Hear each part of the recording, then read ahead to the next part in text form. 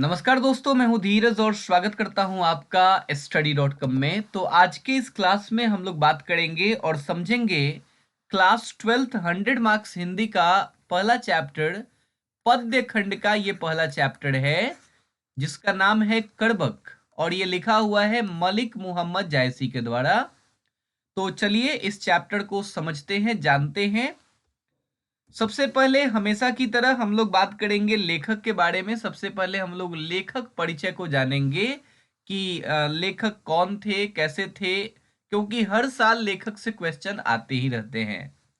देखिए, आप सभी को पता है कि जो हिंदी साहित्य है, हिंदी साहित्य को अलग अलग कालखंडों में बांटा गया है, जिसमें से सबसे पहला कालखंड है आदिकाल, दूसरा काल है भक्ति काल, इसके बाद है रीति काल और फिर है आपका आधुनिक काल। ठीक है, हिंदी साहित्य को मैंने आपको पढ़ाया ही है उसका पुस्तक।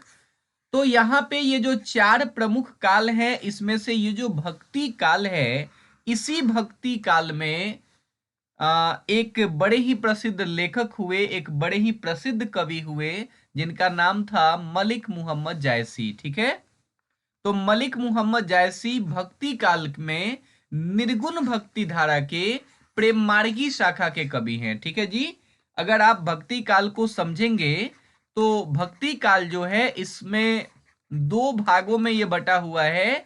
एक को बोलते हैं निर्गुण भक्ति धारा और एक को बोलते हैं सगुण भक्ति धारा। निर्गुण भक्ति धारा भी दो भागों में बटी हुई है।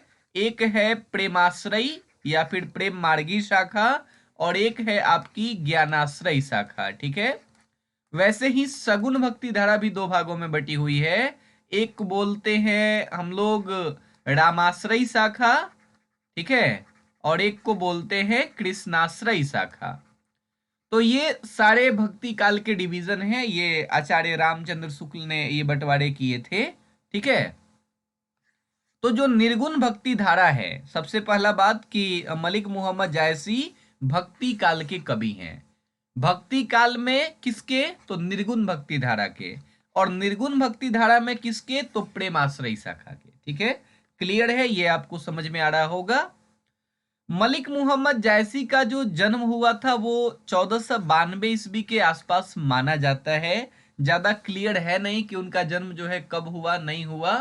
तो 1492 के आसपास उनका जन्म माना जाता है।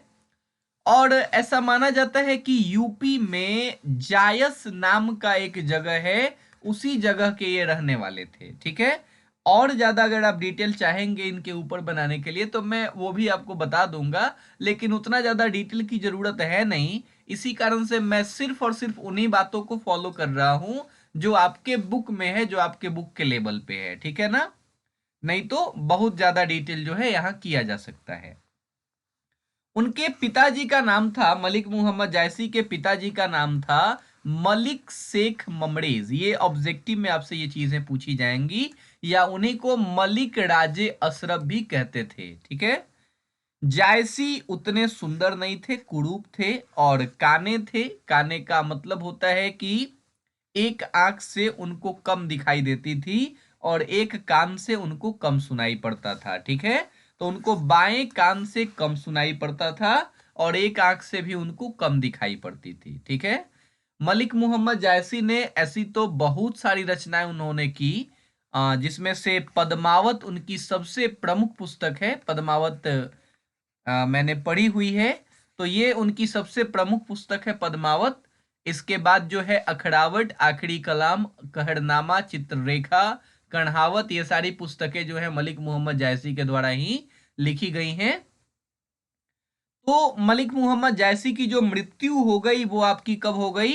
वो आपकी 1548 ईस्वी के करीब में इनकी मृत्यु हो गई।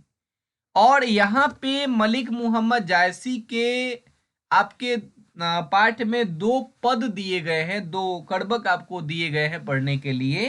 ठीक है, मैं किसी वीडियो में आपको बता दूंगा कि पद क्या होते हैं, गीत क्या होते हैं, प्रगीत क्या होते हैं। ठीक है ना, पद क्या होते हैं, गीत क्या होते हैं, प्रगीत क्या होते हैं, गजल क्या होती है, नज्म क्या होती है। ठीक है ना, पहेली क्या होती है, मुकड़ी क्या होती है। तो ये सारी चीजें अगर आप जानना चाहते हैं तो आप कमेंट कर देना, मैं इसके लिए वीडियो आपको बता दूंगा, मैं शॉर्ट वीडियो बना दूंगा या डिटेल वीडियो मैं आपके लिए बना दूंगा, ठीक है ना। तो ये एक पद है, ठीक है, जो मलिक मोहम्मद जायसी के द्वारा लिखा हुआ है। और पद्मावत जो है ना, ये एक महाकाव्य है, ठीक है ना। ये जो कविता वाला सेक्शन है, मतलब जो काव्य शास्त्र है, वो दो भागों में बंटता है, ठीक है। काव्य शास्त्र कितने भागों में बंटता है? दो भागों में। एक को बोलते हैं प्रबंध काव्य और एक को बोलते हैं मुक्तक काव्य, ठीक है। तो ये जो है आपका जो पद्मावत है, ये कैसा काव्य है? ये मुक्तक नहीं है, ये एक प्रबंध काव्य है, ठीक है जी। ये एक प्रबंध काव्य है और उसी में से एक छोटा सा हिस्सा है। बाकी अभी जो मैंने नाम लिखे थे आपको, पद गीत वगैरह, प्रगीत वगैरह, वो सारे मुक्तक काव्य थे। कभी किसी वीडियो में मैं आपको स्पेशल इनके बारे में बता दूंगा कि ये सारी चीजें क्या होती हैं, ठीक है। तो यहाँ दो कर्बक आपके चैप्टर में अवेलेबल हैं और दो हिस्से पद्मावत से लिए गए हैं और उन्हीं को हम लोग जो है पढ़ेंगे, देखेंगे, समझेंगे। इसको ध्यान से पढ़िएगा क्योंकि यहां से लाइंस आपके एग्जाम में आता है और कहा जाता है कि इनकी व्याख्या करिए, ठीक है ना। तो इसलिए अच्छे से इनको समझिएगा, पढ़िएगा। एक नैन कवि मुहम्मद गुणी, सोई बिमोहा जई कवि सुनी। ये पहला लाइन है ना। एक नैन कवि मुहम्मद गुणी, सोई बिमोहा जई कवि सुनी। यहां मैंने इसकी व्याख्या लिखी हुई है कि प्रस्तुत पंक्तियां मलिक मोहम्मद जायसी के द्वारा रचित हैं और ये महाकाव्य पद्मावत के अंश हैं, मतलब उसी के हिस्से हैं। और इसमें कवि कहते हैं कि एक नैन, ये आप पढ़ लीजिएगा व्याख्या, मैं इसकी व्याख्या आपको समझा देता हूं। आप चाहे तो व्याख्या इसमें थोड़ा सा और डिटेल भी कर सकते हैं। डिटेल आप कैसे कर सकते हैं इसको, कि आप ऐसे भी लिख सकते हैं कि प्रस्तुत पंक्तियां मलिक मोहम्मद जायसी, ऐसे डायरेक्ट ना लिख करके आप लिखेंगे कि प्रस्तुत पंक्तियां भक्ति काल के निर्गुण भक्ति धारा के प्रेमाश्रय शाखा के महान कवियों में से एक मलिक मोहम्मद जायसी द्वारा रचित है तथा ये उनके महाकाव्य पद्मावत से उद्धृत है, ठीक है। इस तरीके से या फिर उनके महाकाव्य पद्मावत से लिए गए हैं। अगर आप ऐसे करके लिखेंगे तो और ज्यादा जो है एक इम्पैक्ट पड़ेगा कि हाँ, बच्चा जो है ये बड़े डिटेल में जानता है उनके बारे में, तो फिर नंबर ज्यादा आपको मिलेंगे। बाकी मैंने यहाँ पे नॉर्मल तरीके से लिखा हुआ है, ऐसे भी आप लिखेंगे तो आपका नंबर नहीं कटेगा, ठीक है। तो कवि क्या कह रहे हैं? कह रहे हैं कि एक नैन कवि मुहम्मद गुणी, सोई बिमोहा जई कवि सुनी। कवि कह रहे हैं कि मैं एक ही नैन का हूं, एक ही आंखों वाला हूं। एक ही आंखों वाला कवि अपने आप को क्यों कह रहे हैं? क्योंकि कवि जो है उनकी एक जो बाई आंख है वो तो आपको भी पता है कि उससे कम दिखाई पड़ती है, एक आंख से वो काने हैं। इसी कारण से मलिक मोहम्मद जायसी लिखते हैं कि एक नैन कवि मुहम्मद गुणी, कि मैं जो कवि हूं, मैं जो हूं मलिक मोहम्मद जायसी, मैं जो कवि हूं, मैं एक ही नैन का हूं लेकिन बड़ा ही गुणवान हूं। एक नैन मतलब एक ही नैन का हूं लेकिन बड़ा ही गुणवान हूं, बड़े ही गुणों वाला हूं, ठीक है। सोई बिमोहा जई कवि सुनी, और जिसने भी मुझको सुना, सोई बिमोहा, वो विमोहित हो गया, वो मोहित हो जाता है। मलिक मोहम्मद जायसी लिखते हैं अपने बारे में कि जो भी मुझको सुनता है, मेरी कविताओं को सुनता है, वो मेरी कविताओं को सुन करके वो मोहित हो जाता है। वो कहता है कि वाह, कितनी बेहतरीन रचना आपने की है। तो मेरी कविताओं को सुन करके लोग मोहित हो जाते हैं। चांद जैस जग विधि अवतारा, दीन कलंक कीन उजियारा, ठीक है। चांद जैस जग विधि अवतारा, दीन कलंक कीन उजियारा, जग सूझा एकई नयनाहा, उआ शूक अस नख तनमाहा। वो कहते हैं ना कि दुनिया में अगर किसी को कोई कमी होती है ना, तो उसको एक जो है उसमें एक विशेषता भी होती है। तो वही कवि यहाँ पे दिखाने का प्रयास कर रहे हैं, मलिक मोहम्मद जायसी वही यहाँ बताने का प्रयास कर रहे हैं कि चांद जैस जग विधि अवतारा, दीन कलंक कीन उजियारा, कि ईश्वर ने मुझको इस धरती पे जब उतारा था तो वो तो चंद्रमा की तरह उतारा था। मैं चंद्रमा की तरह ही एकदम सुंदर था, जैसे चंद्रमा सुंदर है। लेकिन जिस तरीके से चंद्रमा में एक कमी है कि चंद्रमा में दाग है, तो जिस जिस तरीके से चंद्रमा में कमी है, उसी तरीके से ईश्वर ने भी मुझ में एक कमी कर दी है। लेकिन फिर भी वो चंद्रमा जो है उसमें एक कमी है कि उसमें दाग है। लेकिन वो जो ईश्वर है ना, उसने भले ही वो चंद्रमा में एक कमी है, लेकिन चंद्रमा इस पूरी धरती को प्रकाशित तो करता है ना, कम से कम। तो जिस तरीके से दाग होने के बावजूद भी, कमी होने के बावजूद भी चंद्रमा इस पूरी धरती को प्रकाशित करता है, वैसे ही मुझ में भी एक कमी है कि मैं एक नैन वाला हूं। मुझ में भी एक कमी है, मुझ में भी एक कलंक है। ये कलंक ईश्वर ने मुझको दिया है। दीन कलंक कीन उजियारा, ईश्वर ने मुझको ये कलंक दिया है, लेकिन उसके बाद भी मुझ में ऐसे गुण हैं, मेरे काव्य में ऐसी शक्ति है कि मैं उस काव्य की प्रकाश को पूरे संसार में फैला रहा हूं। क्या आप समझ पा रहे हैं इस व्याख्या को? जग सूझा एकई नैनाहा, उआ सुख अस नखतन महा। जैसे नक्षत्रों में, तारों में शुक्र जो है वो अकेला चमकता रहता है। एक अकेला तारा आपने शुक्र देखा होगा, जो जिसको आप भोर का तारा, मॉर्निंग स्टार या इवनिंग स्टार कहते हैं। तो वो जो शुक्र जो है, वो जो तारा है, नक्षत्रों में एक अपनी अलग चमक बना के रखता है। वैसे ही भले ही मेरी एक ही आंखें हैं, लेकिन इन एक ही आंखों के बदौलत मैंने इस दुनिया को समझा है। जग सूझा एक ही नैना, मैंने एक ही आंख से इस दुनिया को भली भांति समझा है, जाना है। और मैं भी जिस तरीके से उन नक्षत्रों में वो शुक्र तारा चमकता है, वैसे ही मैं भी यहाँ चमक रहा हूं, मैं भी यहाँ प्रकाशित हो रहा हूं। जौ लही अम्बही, ये लाइन ना एग्जाम में आया हुआ है। It's very very important line, ये एग्जाम में आया हुआ है, ठीक है। जौ लही अम्बही डाब न हुई, तो लही सुगंध बसाई न सोई।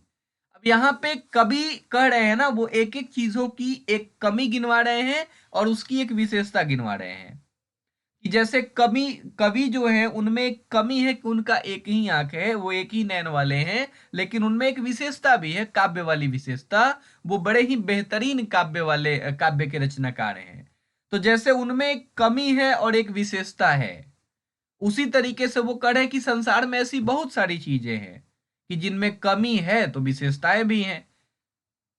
तो जौ लही अम्बही डाभ न हुई, कभी कहते हैं कि जब तक आम में डाभ नहीं होता है, नुकीली मंजरी नहीं आती है आम में, तो लही सुगंध बसाई न सोई, तब तक जो है उसमें सुगंध नहीं आता, तब तक उसमें सुगंध का वास नहीं होता। ठीक है। कीन समुद्र पानी जो खारा, तो अति भयउ असुज अपारा। जब तक समुद्र का पानी जो है वो खारा नहीं होता, खारा होने का मतलब वही नमकीन जो है। तो जब तक समुद्र का पानी नमकीन नहीं होता, खारा नहीं होता, तब तक जो है वो असुज अपार नहीं हुआ। आज समुद्र इतना असुज है, इतना अपार है कि कोई जो है उसको पार करना उसको मुश्किल है।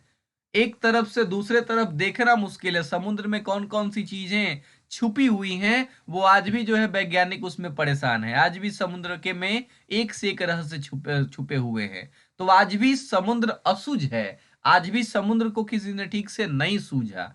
आज भी समुद्र जो है उसका किसी ने पार नहीं लगाया है, आज भी वो अपार है। तो कहने का मतलब ये है कि जिस तरीके से समुद्र में एक उसका गुण है खराब, कि उसका पानी खारा है, लेकिन उसी गुण के बाद वो एक गुण और भी है उसमें, कि उसी गुण के कारण वो असुज भी है और अपार भी है। तो मलिक मोहम्मद जायसी गुणों का कंपैरिजन करके दिखा रहे हैं। जौ सुमेरु त्रिशूल विनाशा, भा कंचन गिरी लाग आकाशा। कि जब तक सुमेरु पर्वत को भगवान ने त्रिशूल से नष्ट नहीं किया। अब आप इसकी सुमेरु पर्वत की एक अलग कहानी है, आप सर्च करेंगे कभी यूट्यूब वगैरह पे तो मिल जाएगी आपको एक कहानी। तो जब तक जो है भगवान ने सुमेरु पर्वत को त्रिशूल से नष्ट नहीं किया, तब तक वो गिरी, गिरी मतलब पहाड़, तब तक वो पहाड़ जो है कंचन का नहीं हुआ, तब तक वो पहाड़ सोने का नहीं हुआ। तो एक कमी और एक जो है गुण यहां भी दिखाया गया है। जौ लही घड़ी कलंक न पड़ा, कांच होई नहीं कंचन करा। जब तक जो है, जब तक घड़ी, घड़ी का मतलब होता है घड़िया, मतलब सोना गलाने वाला बर्तन। तो जब तक उस सोने गलाने वाले बर्तन में सोने को गलाया नहीं जाता है, तब तक उस सोना का, उस कंचन का, कंचन मतलब सोना, उस सोने का कोई महत्व नहीं रह जाता, कोई मूल्य नहीं रह जाता। तो मतलब सोना भी सोना तभी बन पाता है जब वो तपता है, ठीक है, जब वो उस घड़िया में तपता है, जब वो जलता है, तभी वो सोना बन के रह जाता है। तो कवि ने यहाँ पे क्या कहा है, कवि ने इन पूरे पूरे इस पद में जो है एक चीज जो है वहां पे दिखाई है उन्होंने, कि एक गुण लिया है और एक उसका दोष लिया है। उसी तरीके से उन्होंने बताया है कि एक नैन जस दर्पण औ तेहि निर्मल भाऊ, सब रूपवंत गही मुख जो वही कई चाऊ। उसी तरीके से जैसे इन सब में, जैसे जो है सुमेरु पर्वत का त्रिशूल से विनाश हुआ तभी जाकर के वो कंचन का पर्वत बना, जैसे घड़िया को तपाने पर ही वो कच्चा सोना बन पाता है। जब तक जो है आम में मंजरी नहीं होती, डाब नहीं होती, तब तक उसमें सुगंध नहीं होती। जब तक समुद्र का पानी खारा नहीं होता, तब तक जो है वो अशुद्ध अपार नहीं होता। उसी तरीके से मुझ में भी एक कमी है कि ईश्वर ने मुझको एक नैन का कर दिया है। ईश्वर ने एक कलंक मुझ में दे दिया है कि मुझे एक नैन का कर दिया है, लेकिन ईश्वर ने मुझ में एक क्वालिटी भी दी है, एक गुण भी दिया है, कि आज उसी गुण के कारण एक नैन जस दर्पण औते ही निर्मल भाऊ, सब रूपवंत गही मुख जो वही कई चाऊ। उसी एक गुण के कारण, उसी एक आंख के कारण मैं दर्पण की तरह साफ और स्वच्छ हूं। वे कह रहे हैं कवि कि वे एक नैन के होते हुए भी वे दर्पण की तरह साफ और स्वच्छ हैं, और जिस कारण से ये जो उनका गुण है, इसी गुण के कारण सारे के सारे जो रूपवंत लोग हैं, सारे के सारे जो रूप वाले कवि हैं, वो इनके मुख से इनकी कविताओं को सुनना चाहते हैं। इनकी कविताओं को सुनने के लिए सारे के सारे रूपवान लोग जो है उनका चरण पकड़ करके और जो है उनसे विनती करते रहते हैं, उनके तरफ ताकते रहते हैं। तो ये पूरा का पूरा जो है आपका इस पहले पद का, पहले इस पद का व्याख्या था। बाकी जो दूसरा पद है उसको हम लोग जो है दूसरे भाग में कवर करेंगे। तब तक के लिए धन्यवाद। Thank you so much for watching this video.